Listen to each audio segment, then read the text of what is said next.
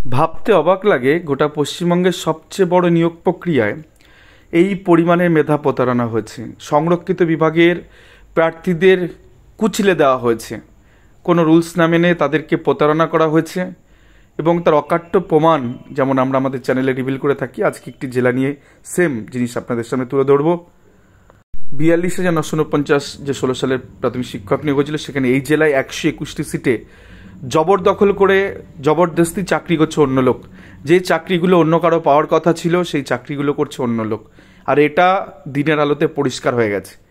এবং এই ঘটনা শুধুমাত্র এই জেলার ক্ষেত্রে ঘটেনি, এন্টায়ার 20টা জেলার ক্ষেত্রে ঘটেছে। অলমোস্ট 12,000 প্রার্থীর সাথে বঞ্চনা করা হয়েছে, যারা 7.5 বছর আগেই যাদের চাকরি পাওয়ার কথা ছিল, তাদের পরিবার পরিকল্পনা করার কথা ছিল, তারা আজকে না পরিবার নিয়ে ভাবতে পারছে। কারণ তাদের কি দেখে করবে, একজনের দায়িত্ব নিতে গেলে তো সেই পরিমাণ একটু আর্থিক স্বাবলম্বী তাদেরকে হতে হবে, নাহলে তো একটা পরিবার পরিকল্পনা আসবে কি করে। তো সেই জায়গা থেকে আপনাদের দেখাবো জেলা আলিপুরদুয়ার। দেখুন পরিষ্কার, আনরিজার্ভ বা নন এক্সামটেড ক্যাটাগরিতে 199টা সিটে জেনারেল চাকরি পেয়েছে। এসসি নন এক্সামটেডে 85 জন, ওবিসি হচ্ছে 36 জন। দেখুন এটা হচ্ছে অ্যাকচুয়াল, মানে এটা অনেকটা হয়েছে, বাট আমরা শুধু নমুনাটুকু দেখাচ্ছি। তো এই জেনারেলের সিটে 199টা জেনারেল, টোটালটা জেনারেল দিয়ে ফিল আপ হয়েছে। তার কাট অফ গেছে জেনারেলে কাট অফ 15.601, এসসি 85টা এসসি পেয়েছে, তার কাট অফ গেছে 20.731, ওবিসি 36টা, তার কাট অফ গেছে 15.662। এখন অ্যাজ পার সেটেল আমরা কি জানি যে যদি কোনো সংরক্ষিত বিভাগের প্রার্থীরা যদি জেনারেল কাট অফ ক্রস করে তারা জেনারেল হিসেবেই চাকরিটা পাবে। তাহলে এই 85 জন যারা এসসি হিসেবে চাকরি পেয়েছে নন এক্সামটেড ক্যাটাগরিতে বাংলা মিডিয়ামে, এই 20 নাম্বার পেয়েছে 20.73, তাহলে এরা প্রত্যেকে শিফট হয়ে যাওয়ার কথা কোথায় 199-এর মধ্যে, এবং 199 নিচের দিক থেকে অনেকে এলিমিনেট হয়ে যাওয়ার কথা যারা জবরদখল করে এই চাকরিগুলো করছে। ওবিসির ক্ষেত্রেও তাই। দেখুন 15.601 আর এখানে 15.662, তো ম্যাক্সিমামটাই ঢুকে যেতে পারতো এখানে।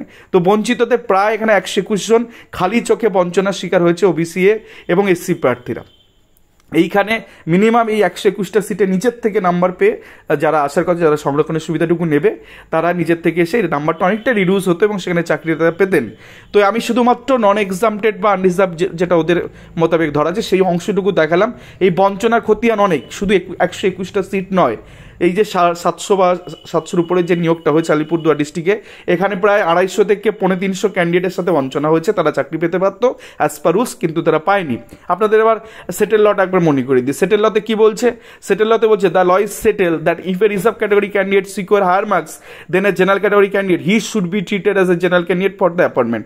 আপনাদের যে এসসি দেখালাম 85 জন এবং যার কাট অফ 20-র উপরে, এবং যাদের ওবিসি দেখালাম যে সংখ্যাটা, তো তারা কিন্তু প্রত্যেকেই এই এসসি 85 এবং এই 36 সামথিং কত দেখালাম, এই দুটোই কিন্তু এরা যতজন প্রার্থী এখানে চাকরি পেয়েছে ক্যাটাগরিতে, প্রত্যেকেই জেনারেলে শিফট হয়ে যাওয়ার কথা as per rules, as per settle law, as per reservation policy, as per 100% roaster.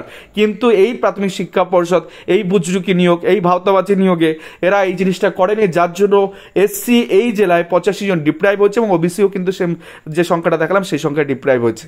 তো বুঝতেই পারছেন এরকম যদি বঞ্চনা হয়ে থাকে আপনি বলছেন এই তথ্যটা আমি কোথা থেকে পেলাম, চলুন আপনাদের তথ্য দেখাই।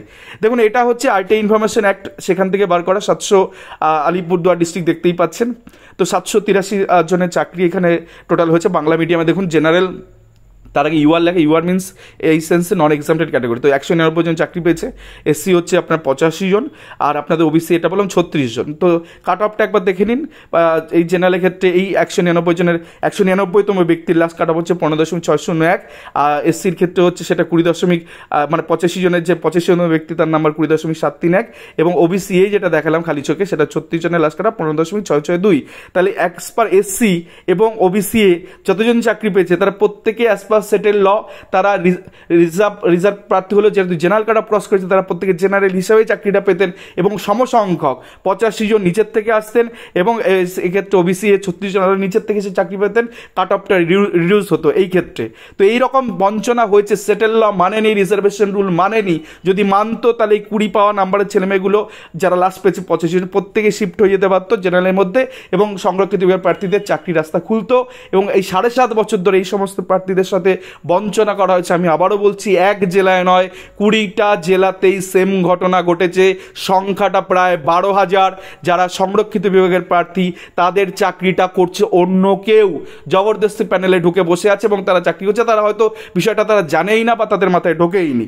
প্রাথমিক শিক্ষা পর্ষদ দিয়েছে, চাকরি করছে, দোষটা তাদেরও নয়। কিন্তু এই প্রাথমিক শিক্ষা পর্ষদ আগামী কয়েকদিনে 32-এ যে মামলায় যেমন ফাঁসবে, তেমন কাট অফ মামলাগুলো কিন্তু এই রাস্তা কিন্তু খুলবে, এবং নোশনাল বেনিফিট কিন্তু এই সকল যোগ্য প্রার্থীদের দিতে হবে। হয়তো 7.5 বছরের মাইনেটা তারা পাবেন না, বাট কাট অফ মামলাগুলোর ক্ষেত্রে যারা জেনারেল কাট অফ ক্রস করে গেছেন অ্যাজ পার সেটেল ল, তাদের চাকরি কিন্তু হবে হবে হবে। এবং সেক্ষেত্রে আরও একটা কথা, তারা নোশনাল বেনিফিট নেবে, অর্থাৎ তারা স্টার্টিং স্যালারিতে শুরু করবে না, তারা 7.5 বছর স্যালারিতে শুরু করবে, সেক্ষেত্রে নোশনাল বেনিফিট নিয়ে। এই ছিল আজকের ভিডিও। ধন্যবাদ সকলকে, ভালো থাকবেন, সুস্থ থাকবেন।